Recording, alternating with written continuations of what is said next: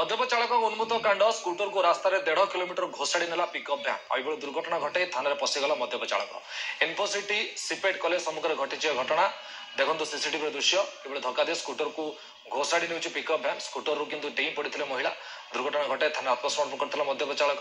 pickup van T द्रुत गति आसी जड़े महिला स्कूटर चालक को धक्का देता महिला जनक छिटकी पड़ी पर मद्यप चालक जनक ब्रेक बदल में एक्सीटर दबाई देते पिकअप भ्यान स्कूटर को 1.5 किलोमीटर पर्यंत घोषाड़ी नहीं स्थानीय लोके पिकअप भ्यान पिछा करते ड्राइवर जनक निकट चंद्रशेखरपुर थाना आगे गाड़ी अटके थाना भर को पशि जाते इन्फिनिटी थाना पुलिस अभियुक्त ड्राइवर अटक रखी पचराउचरा चलाई मुझे जानी पारिनी मो पछरु माने ब्रेक दबे जगह रे एक्सीलेटर दबे मोर भाई एते मद पीला जे तमे ए मद सारे मुडे कैन पीची कैन भी मु देखाई देबे एठी पड़ी ड्यूटी फेर के आछी सिपेट रो गर्ल्स हॉस्टल सामने रे